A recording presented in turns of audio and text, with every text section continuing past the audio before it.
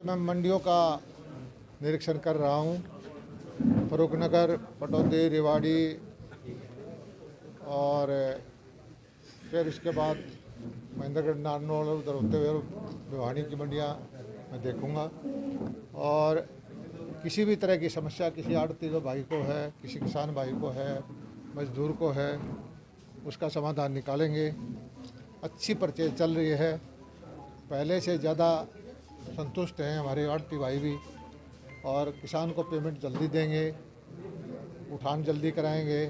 धीरे धीरे करके व्यवस्था को हम मजबूत कर रहे हैं।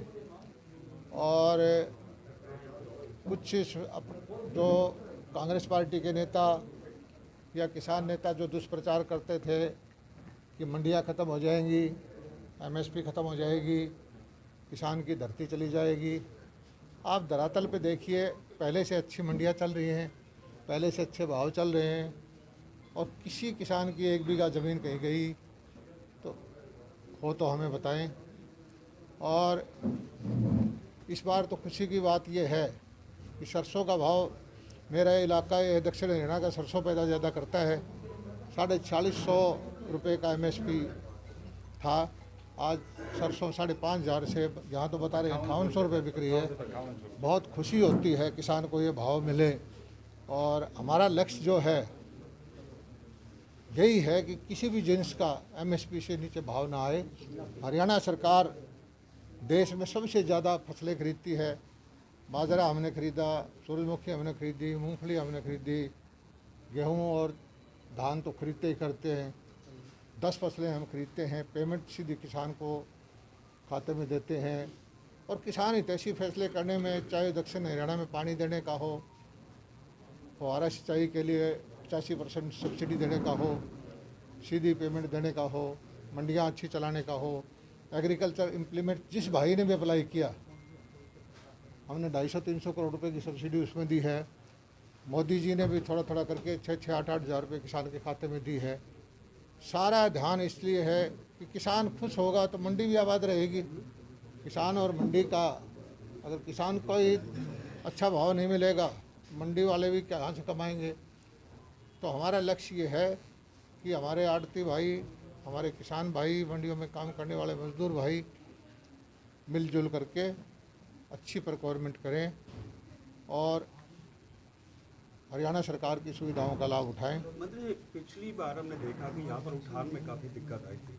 इस बार ऐसी कोई दिक्कत ना आए, किस प्रकार की व्यवस्था है? इस बार हमने पोर्टल के अंदर डाल दिया है। पहले ठेकेदार होते थे जिले वाइज, और वो ठेकेदार ट्रक ना मिलने का बहाना करते थे या कुछ जानबूझ के व्यवस्था फैलाते थे। इस बार पोर्टल में छूट दे दी है कि अपना कोई आड़ती भाई उठाना चाहता है, बाकायदा टाइम दो, और हम उसको मॉनिटर करते हैं कि कितने घंटे में उसका माल उठा है। और इस तरह से करते करते हमारी कोशिश ये होगी कि जब भी व्यापारी भाई कहे तो उसका माल भी 10-12 घंटे में उठ जाए। मंत्री जी, कोरोना काल चल रहा है दूसरी लहर में, और ये काफ़ी खतरनाक भी बताया जा रहा है, लेकिन कृषि कानूनों के विरोध में आज भी किसान जो धरने पर बैठे हैं वो हट कर्मता पर अड़े हुए हैं कि वो नहीं उठेंगे, चाहे वो पूरा लॉकडाउन क्यों ना लगा दिया जाए, समस्त देश में क्यों ना लगा दिया जाए। देखिए, सब राजनीतिक पार्टियों ने, किसान नेताओं ने एक नैरेटिव स्थापित किया कि काले कानून आ गए हैं। हमें तो पता है, किसी भाई को पता नहीं कि कानून में काला क्या है, क्योंकि उन्होंने प्रचार किया था मंडी ख़त्म होने का, एमएसपी ख़त्म होने का या धरती चली जाने का। मंडियां पहले से अच्छी चल रही हैं, एमएसपी पहले से ज़्यादा अच्छा मिल रहा है, धरती किसी की गई नहीं। और मैं तो उनसे प्रार्थना करता हूं, जो किसान नेतृत्व है या अलग पार्टियों के नेता हैं, कि मिल बैठ करके, कोरोना का संकट है, कोरोना का टाइम है, फैसला करें। और किसी भी तरह की जो किसान हितैषी फैसले लेने होंगे, उसमें मोदी जी के नेतृत्व में, मनोहर लाल जी के नेतृत्व में हमारी हरियाणा सरकार मिल बैठ करके हर चीज़ का समाधान निकालने के लिए तैयार हैं। और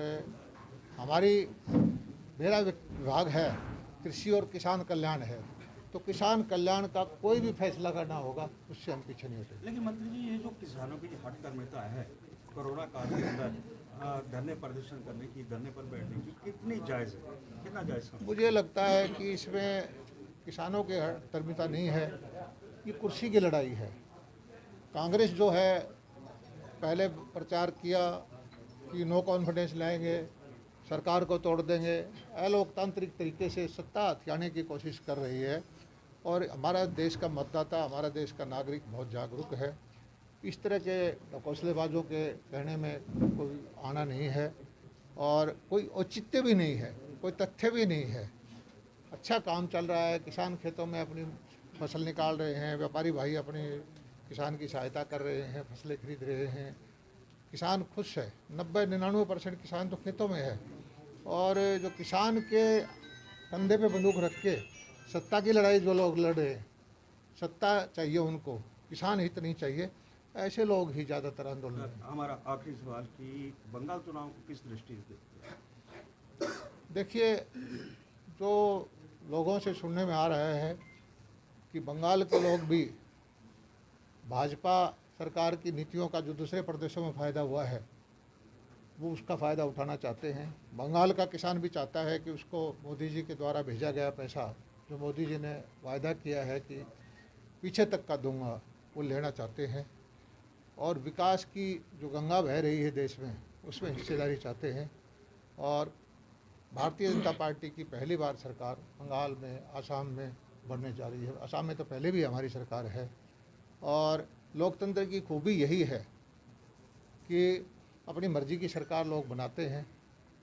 और कुछ लोग जो लोकतंत्र में विश्वास नहीं करते, जैसे कि हमारे नेता हैं कांग्रेस के या कम्युनिस्ट के, जो चुनी हुई सरकार साल सवा साल पहले लोगों ने जिनको आशीर्वाद दिया था, उस प्रक्रिया में भरोसा ना करके सड़क पे बैठ के फैसला करना चाहते हैं, जो उचित नहीं है।